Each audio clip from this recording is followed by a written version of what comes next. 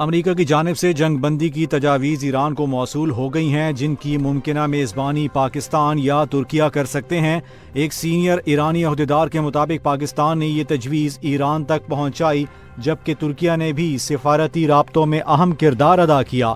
ایران کو امریکی تجویز باضابطہ طور پر مل چکی ہے، تاہم اس کی تفصیلات سامنے نہیں آئیں اور یہ بھی واضح نہیں کہ آیا یہ پہلے زیر بحث 15 نکاتی فریم ورک ہے یا نئی پیشکش۔ دوسری جانب ایران سرکاری طور پر اب بھی مذاکرات کی تردید کر رہا ہے اور ڈونلڈ ٹرمپ کی انتظامیہ کے ساتھ کسی معاہدے سے انکار کر رہا ہے۔ سعودی عرب کے فضائی دفاعی نظام نے 2 ڈرون طیاروں کو فضا میں تباہ کر دیا۔ ترجمان سعودی وزارت دفاع کرنل ترکی الملیکی کے مطابق ڈرونز کو ریاض اور مشرقی ریجن میں نشانہ بنایا گیا۔ حکام کا کہنا ہے کہ تباہ شدہ ڈرونز کا ملبہ ایک گنجان علاقے میں زیر تعمیر مکان پر گرا، جس کے نتیجے میں جزوی مالی نقصان ہوا۔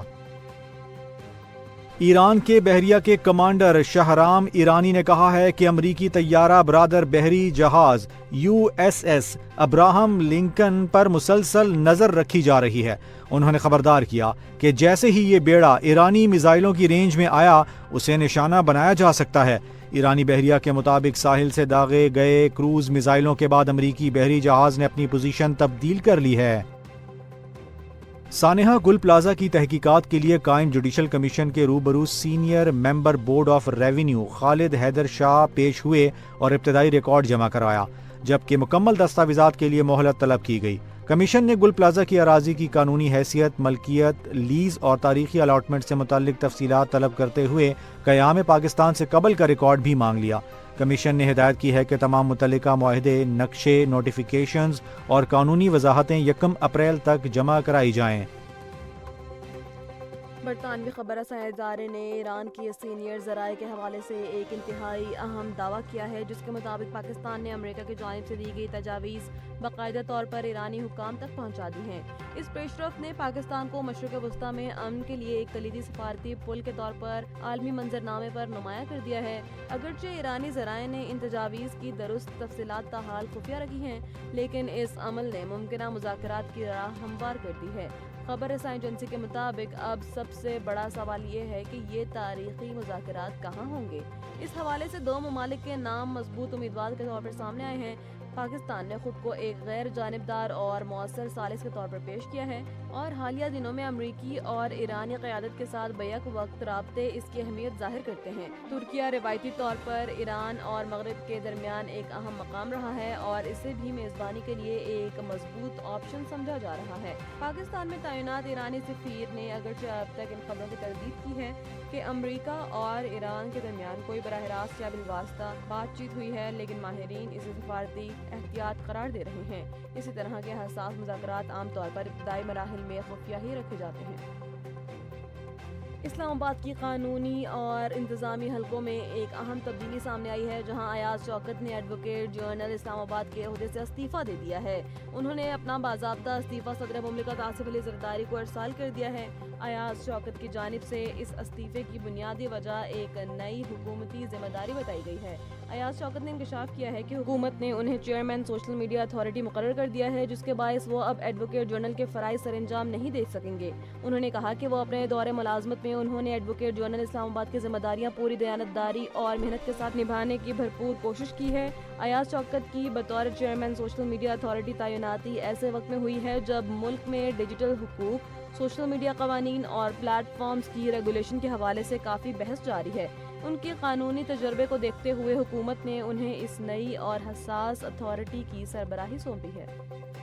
سوشل میڈیا کی دنیا کی معروف کمپنی میٹا، جو فیس بک اور انسٹاگرام کی مالک ہے، اس کو امریکہ میں ایک تاریخی عدالتی فیصلے کا سامنا کرنا پڑا ہے۔ امریکی ریاست نیو میکسیکو کی ایک جیوری میں میٹا کو بچوں کی ذہنی صحت کو نقصان پہنچانے اور انہیں جنسی استحصال کے خطرات سے دوچار کرنے کے الزام میں 37 کروڑ 50 لاکھ ڈالر جرمانہ ادا کرنے کا حکم دیا گیا ہے۔ یہ اپنی نوعیت کا پہلا موقع ہے کہ کسی امریکی ریاست نے بچوں کے تحفظ کے معاملے پر میٹا کے خلاف اتنی بڑی قانونی کامیابی حاصل کی ہے۔ قانونی ماہرین کا ماننا ہے کہ نیو میکسیکو کا یہ فیصلہ امریکہ بھر میں سوشل میڈیا کمپنیوں کے خلاف زیر التوا ہزاروں مقدمات کے لیے ایک مثال بن سکتا ہے، جس سے کمپنیوں کو اپنی پالیسیاں بدلنے پر مجبور ہونا پڑے گا۔ سندھ کے school education and literacy department نے ایک اہم انتظامی فیصلہ کرتے ہوئے محکمہ تعلیم میں تبادلوں اور تقرریوں پر فوری پابندی عائد کر دی ہے۔ اس فیصلے کا مقصد تعلیمی بجٹ کے شفاف استعمال کو یقینی بنانا اور انتظامی نظم و ضبط برقرار رکھنا ہے۔ نوٹیفیکیشن کے مطابق یہ پابندی اسکول اسپیسیفک بجٹ 2025-26 کی تکمیل تک برقرار رہے گا۔ یہ پابندی D D Os, head masters, principals اور سینئر پرنسپلز کی پوسٹنگ اور ٹرانسفر پر لگائی گئی ہے۔ اگر کسی خالی اسامی پر یا ترقی کی صورت میں تعیناتی ناگزیر ہو تو اس کے لیے بجٹ کی استعمال اور عدم استعمال کا سرٹیفکیٹ فراہم کرنا لازمی ہوگا۔ مذکورہ سرٹیفکیٹ کی تصدیق اکاؤنٹ جنرل سندھ یا متعلقہ ڈسٹرکٹ اکاؤنٹ آفیسر سے کروانا لازمی ہوگی۔ یہ پابندی اگلے مالی سال بجٹ یعنی 2025-26 کے عمل میں تکمیل تک لاگو رہے گی۔ حکومت یہ یقینی بنانا چاہتی ہے کہ اسکولوں کے لیے مختص کردہ بجٹ اسی مخصوص مقصد کے لیے استعمال ہو جس کے لیے اسے منظور کیا گیا ہے۔ تعلیمی سال کے دوران بار بار تبادلوں سے اسکول کا انتظام متاثر ہوتا ہے، جسے روکنے کے لیے اقدام اٹھایا گیا ہے۔ اکاؤنٹس آفس سے تصدیق کی شرط سے یہ یقینی بنایا جائے گا کہ تنخواہیں اور فنڈز صرف فعال اور جائز عہدیداروں کو ہی مل رہے ہیں۔ آسٹریلیا نے مشرق وسطی میں تیزی سے بدلتی ہوئی صورتحال اور ایران کے ساتھ بڑھتی ہوئی کشیدگی کے پیش نظر ایرانی شہریوں کے لیے اپنے ویزا قوانین میں سخت تبدیلیوں کا اعلان کر دیا ہے۔ آسٹریلوی وزیر داخلہ کے مطابق ایرانی وزٹر ویزا رکھنے والے افراد کے آسٹریلیا میں داخلے پر عارضی پابندی عائد کر دی گئی ہے۔ آسٹریلوی حکومت نے اس فیصلے کے پیچھے درج ذیل وجوہات بیان کی ہیں۔ حکومت کا کہنا ہے کہ یہ قدم آسٹریلیا کے امیگریشن قوانین اور نظام کے تقدس کو برقرار رکھنے کے لیے اٹھایا گیا ہے۔ آسٹریلوی حکام کو خدشہ ہے کہ ایران اور امریکہ اسرائیل کے درمیان جاری حالیہ جنگی تنازع کی وجہ سے جو ایرانی شہری آسٹریلیا آئیں گے وہ اپنے ویزا کے مدت ختم ہونے پر واپس نہیں جا سکیں گے یا واپسی میں قانونی پیچیدگیاں پیدا ہو سکتی ہیں۔ ایسی صورتحال میں اکثر لوگ عارضی ویزا پر آ کر مستقل پناہ کی درخواستیں دے دیتے ہیں، جس سے نمٹنا آسٹریلوی سسٹم کے لیے ایک بڑا چیلنج بن سکتا ہے۔ وہ ایرانی شہری جن کے پاس پہلے سے وزٹ ویزا موجود ہیں وہ بھی اس عارضی پابندی کی وجہ سے فی الحال آسٹریلیا کا سفر نہیں کر سکیں گے۔